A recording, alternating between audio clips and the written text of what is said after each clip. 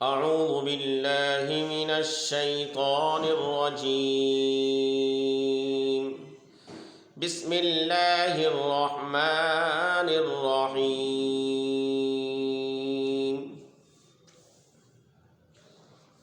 لإيلاف قريش إيلافهم رحلة الشتاء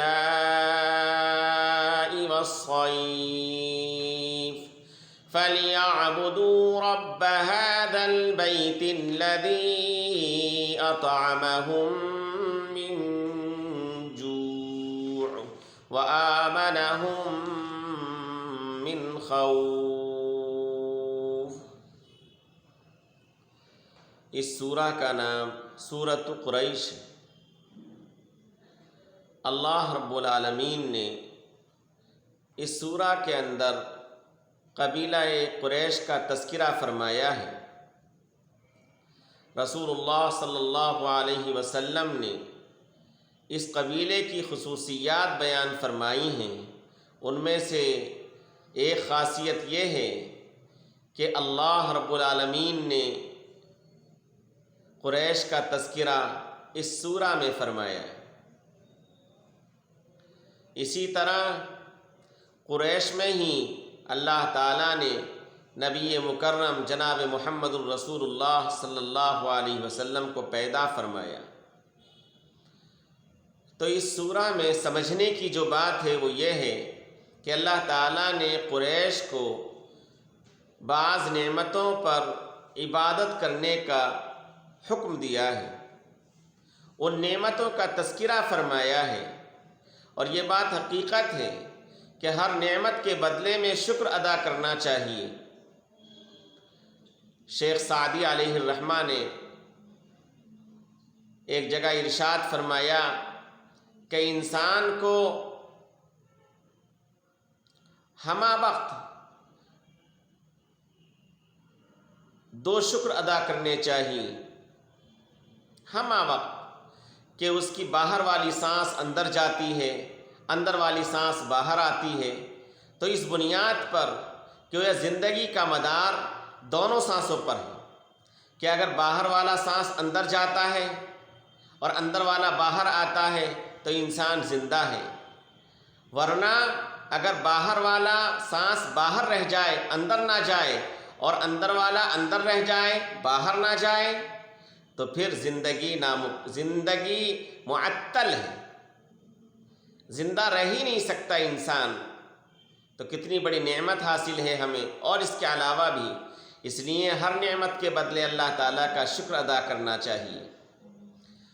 اسی طرح رسول اللہ صلی اللہ علیہ وسلم کو بھی تعلیم دی گئی ہے اس بات کی کہ آپ اللہ رب العالمین کی نعمتوں پر شکر ادا کیجئے اور مزید مطیع و فرما بردار ہو جائیے.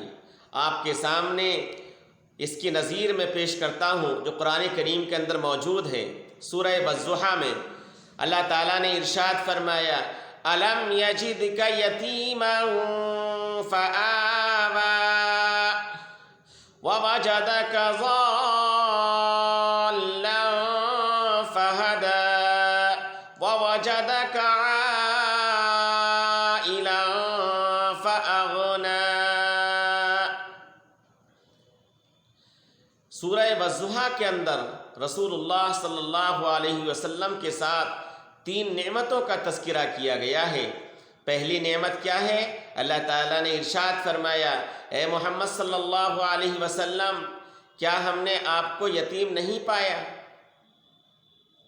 یعنی جب آپ ماں کے بطن میں تھے تو آپ کے والد محترم کا انتقال ہو گیا، حضرت عبداللہ کا انتقال ہو گیا، یتیمی کی حالت میں ہیں. لیکن اللہ تعالیٰ نے آپ کا سرپرست بنایا عبد المطلب کو جو آپ کے دادا تھے. پھر عبد المطلب کے فوت ہو جانے کے بعد آپ کا سرپرست بنایا آپ کے چچا ابو طالب کو. یہ نعمت ہے. اسی طرح اللہ تعالیٰ نے ارشاد فرمایا اے محمد صلی اللہ علیہ وسلم ہم نے آپ کو شریعت سے بے خبر پایا، پھر ہم نے آپ کو شریعت سکھائی۔ گویا شریعت کا علم اللہ تعالیٰ نے عطا فرمایا، یہ اللہ تعالیٰ کی نعمت ہے۔ نبوت آپ کو عطا فرمائی، نبوت سے آپ کو سرفراز فرمایا، علوم اور علوم کا سرچشمہ آپ کو بنایا، یہ دوسری نعمت۔ اور تیسری نعمت وَوَجَدَكَ عَائِلًا فَأَغْنَىٰ، اے محمد صلی اللہ علیہ وسلم ہم نے آپ کو نادار اور مفلس پایا، فَأَغْنَىٰ، اللہ تعالیٰ نے آپ کو بے نیاز کر دیا، آپ کو مالدار بنا دیا، آپ کو غنی کر دیا، آپ کو غنی کر دیا۔ تجارت کا کام آپ نے کیا، اللہ تعالیٰ نے آپ کو بے نیاز فرمایا۔ یہ تین نعمتیں اس میں۔ پھر اللہ تعالیٰ نے نعمتوں کے شکریہ ادا کرنے کا انداز بیان فرمایا، فرمایا کہ جسمانی اعتبار سے بھی آپ اللہ شکریہ ادا کیجئے اور روحانی اعتبار سے بھی شکریہ ادا کیجئے۔ جسمانی اعتبار سے بھی عملی طور پر بھی آپ شکریہ ادا کیجئے اور زبانی طور پر بھی شکریہ ادا کیجئے۔ فرمایا فَأَمَّا الْيَتِيمَ فَلَا تَقْهَرْ، فرمایا کہ یتیم اگر آپ کے سامنے آئے تو اس پر سختی مت کیجئے، سختی مت کیجئے، کیونکہ ایک وقت آپ پر بھی ایسا گزرا ہے۔ اللہ نے آپ کی سرپرستی، اللہ تعالیٰ نے آپ کے سرپرستی کے لیے آپ کے دادا عبد المطلب کو، پھر چچا ابو طالب کو کے ذریعے آپ کی سرپرستی فرمائی۔ گویا آپ ان کی پرورش میں رہے۔ اسی طریقے سے وَأَمَّا السَّائِلَ فَلَا تَنْهَرْ، کہ جب سائل یعنی کوئی مانگنے والا تمہارے سامنے آئے تو اس کو بھی مت جھڑکو۔ یہ اظہار تشکر ہے، شکریہ ادا کرنا۔ وَأَمَّا بِنِعْمَتِ رَبِّكَ فَحَدِّثْ، اور آپ اپنے رب کے نعمت کا تذکرہ کیجئے، آپ رب کی نعمتوں کو بیان کیجئے۔ بہرحال جو نعمت ملی ہے اس پر شکریہ ادا کرنا چاہیے۔ اسی طرح سے اب یہ بات سورہ قریش میں بیان کی جا رہی ہے کہ قریش کو اللہ تعالیٰ نے عظمت عطا فرمائی، حرمت عطا فرمائی، ان کو مقام عطا فرمایا، عز و شرف عطا فرمایا کہ وہ سردی اور گرمی کے موسم میں سفر کرتے تھے تو کوئی چور، کوئی ڈاکو، کوئی اچکا، کوئی تکلیف دینے والا ان کو نہیں ستاتا تھا۔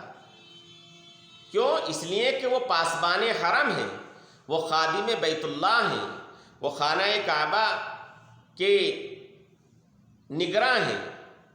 گویا ان کو جو عظمت ملی، گویا ان کو جو عزت ملی وہ بیت اللہ کی وجہ سے ملی۔ جہاں بھی سفر کرتے اللہ تعالیٰ کی طرف سے ان کو عزت ملتی۔ تو کہا گیا کہ جب تمہیں عزت بیت اللہ کی وجہ سے ملی ہے تو شکریہ ادا کرنا چاہیے کہ بیت اللہ کے رب کی عبادت کرنی چاہیے، خانہ کعبہ کے پروردگار کی رب کی عبادت کرنی چاہیے، اس کی بندگی کرنی چاہیے۔ اسی طریقے سے دوسری نعمت کا تذکرہ فرمایا الذی اطعمہم من جوع، کہ جس نے بھوک کی حالت میں تم کو کھانا کھلایا۔ مراد اس سے کہ تم نفع حاصل کرتے رہے، نفع حاصل کرنے کا اللہ تعالیٰ نے تم کو موقع عطا فرمایا۔ اس بنیاد پر تمہیں اللہ کی عبادت کرنی چاہیے، خانہ کعبہ کے رب کی عبادت کرنی چاہیے، اس کی بندگی کرنی چاہیے، اس کے آگے سرنگو کرنا چاہیے، سرنگو رکھنا چاہیے۔ اسی طریقے سے تیسرا نعمت بیان فرمائی اور احسان بیان فرمایا وَآمَنَهُم مِّن خَوْفٍ، اللہ تعالیٰ نے ان کی حفاظت فرمائی، چاہے وہ سفر میں ہوں یا حضر میں ہوں، انفرادی طور پر ہوں یا اجتماعی طور پر بھی ہوں، جہاں پر بھی ہوں گے اللہ تعالیٰ نے ان کو امن دیا، اللہ تعالیٰ نے ان کو چین دیا۔ تو ان انعامات کو اللہ تعالیٰ نے یہاں پر یاد دلایا کہ انعامات تمہیں اس گھر کے طفیل حاصل ہوئے ہیں، یہ احسانات اللہ تعالیٰ نے تمہارے اوپر اس گھر کے طفیل عطا فرمائے ہیں، تم کو روٹی اور روزی عطا فرمائی، تم کو امن عطا فرمایا، تمہیں چین عطا فرمایا، سردی گرمی کے موسم میں سفر کرنے کی تم کو پرامن طریقے سے طاقت، ہمت، قوت عطا فرمائی۔ اس لیے اللہ رب العالمین کی عبادت کرنی چاہیے، اس کی بندگی کرنی چاہیے، اس کا احسان ماننا چاہیے، اس کا شکریہ ادا کرنا چاہیے۔ تو یہ سورہ ہمیں درس دیتی ہے اس بات کا کہ ہمیں جب بھی اللہ تعالیٰ کی نعمتیں ملیں اور مل رہی ہیں تو ہمیں شکر ادا کرنا چاہیے، زیادہ سے زیادہ اطاعت و فرما برداری کرنی چاہیے کہ اللہ تعالیٰ نے یہ نعمتیں ہمیں عطا فرمائی ہیں، ان پر ہمیں فخر نہیں کرنا چاہیے، ان پر ہمیں اترانا نہیں چاہیے، ان پر ہمیں نافرمانی نہیں کرنی چاہیے، بلکہ اللہ رب العالمین کا مطیع اور فرما بردار ہونا چاہیے، اللہ رب العالمین کے حکموں کو ماننا چاہیے اور نبی کریم علیہ السلام کے طریقوں کی اتباع کرنا چاہیے۔ اللہ تعالی ہمیں اور آپ کو عمل کرنے کی توفیق عطا فرمائے اور سمجھنے کی توفیق عطا فرمائے۔ اس سورہ کو آپ بار بار سنیں اور یاد کریں اور پڑھیں، یہی ہمارا مقصد ہے تاکہ فائدہ حاصل ہو۔